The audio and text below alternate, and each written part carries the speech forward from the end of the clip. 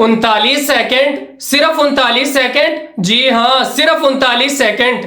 یہ وہ وقت ہے جو ہماری زندگی میں شاید پلک جھپکتے ہی آنکھ بند کی تو ختم ہو جاتا ہے، لیکن اسی 39 سیکنڈ کے اندر امریکہ کے ملک وینزویلا کے اندر وہ ہوا جس نے پوری دنیا کو ہلا کے رکھ دیا، جہاں پہ ہنستے بستے شہر، فلک بوس عمارتیں، آسمانوں سے ٹکراتی ہوئی وہ عمارتیں اور ہزاروں انسان سیکنڈوں کے اندر مٹی کا ڈھیر بن گئے. یہ کسی انسان کی طاقت نہیں تھی، بلکہ یہ کائنات کے مالک اللہ رب العزت کی قدرت کا ایک ادنا سا اشارہ تھا. 2 دن پہلے 24 جون کو بدھ کی شام، ایک عام سی شام تھی لوگوں کے لیے. لوگ عام دنوں کی طرح اپنے گھروں میں آرام کر رہے تھے، لیکن اچانک زمین ہل گئی اور ایسا ہولناک زلزلہ آیا جس نے زمین کی بنیادوں کو ہی ہلا کے رکھ دیا. اور امریکہ کی اخبارات کے مطابق اور آفیشل انٹرنیشنل نیوز کے مطابق 300 کے قریب لوگ اسی وقت اس دنیا سے چلے گئے اور 5000 کے قریب لوگ اسپتالوں میں اپنی موت اور زندگی کی جنگ لڑ رہے ہیں اور 70,000 کے قریب لوگوں کو نقصان ہوا. اور انٹرنیشنل نیوز کے مطابق یا امریکی اخبارات کے مطابق لاکھوں کی تعداد میں ایسے لوگ ہیں جو ملبے کے نیچے، جن کی لاشیں ابھی تک نہیں مل رہی ہیں. ذرا سوچئے کہ انسان کیا سمجھتا ہے کہ اس نے مضبوط کنکریٹ کی یہ عمارتیں بنا لی اور جدید ترین ٹیکنالوجی حاصل کر لی ہے، اب وہ محفوظ ہے، اسے کوئی چیز نقصان نہیں پہنچا سکتی. لیکن اللہ رب العالمین کا جب حکم ہوتا ہے تو یہ مضبوط عمارتیں، یہ ٹیکنالوجی، یہ مضبوط ترین ساری چیزیں تاش کے پتوں کی طرح بکھر جاتی ہیں، کیونکہ اللہ کی ذات علی کل شیء قدیر ہے، ہر چیز کے اوپر اللہ کی ذات قادر ہے. تو دوستو، یہ واقعات صرف خبریں پڑھنے اور ویڈیو دیکھ کر گزر جانے کے لیے نہیں ہوتے، بلکہ اس میں ہمارے لیے کھلی عبرت ہے.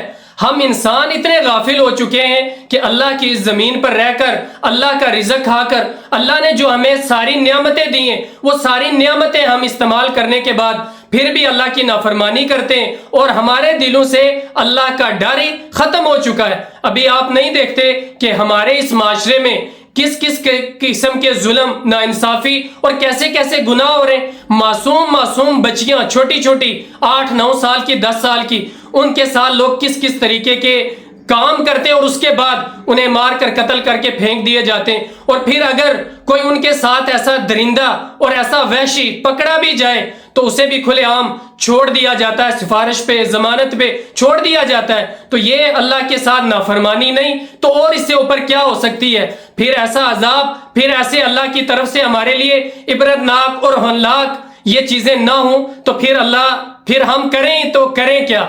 ہمارے لیے اللہ کی طرف سے اللہ اپنی یہ نشانیاں دکھاتا ہے ہمیں تاکہ ہم اللہ کی طرف پلٹ آئیں، سدھر جائیں، ہم نیک بن جائیں، یہ گناہ کے کام اور اس طریقے کے کام چھوڑ دیں. لیکن نہیں ہوتا. اور ہم یہ بھی بھول جاتے ہیں کہ اللہ کی پاک ذات اگر چاہے، ہمیں مٹانا چاہے تو اسے کسی تیاری کی ضرورت نہیں ہے. وہ ہواؤں کو حکم کر دے، ایک چھوٹا سا اشارہ کر دے، یہ طوفان بن جائے اور ہماری سانس ہی ختم کر دے. اللہ سمندر کو حکم دے دے، وہ سونامی بن جائے اور زمین کے اوپر سب کچھ نگل جائے. اللہ اس زمین کو حکم دے دے، اس کے اوپر چلنے والے یہ مغرور، یہ نافرمان انسان، یہ اللہ کے ساتھ پتہ نہیں کس طریقے کی نافرمانی کرنے والے، زمین کو حکم ہو وہ سب کچھ نگل جائے اپنے اندر.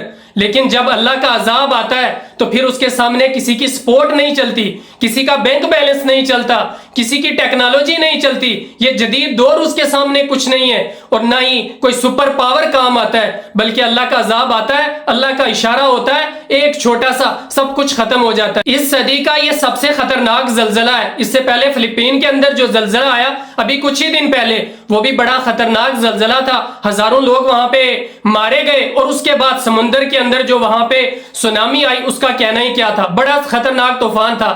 لیکن یہ وینزویلا کا زلزلہ اس سے کہیں زیادہ خطرناک ہے اور اس صدی کا سب سے خطرناک زلزلہ یہ بتایا جاتا ہے. لیکن یہ وینزویلا کا زلزلہ ہمارے لیے ایک وارننگ ہے کہ ابھی بھی ہمارے پاس وقت ہے، ہم ان گناہوں سے، ان نافرمانیوں سے، اس تکبر اور غرور سے ہم واپس لوٹ کر اپنے رب کی طرف لوٹ آئیں، اپنے رب کی طرف ہم پلٹ جائیں.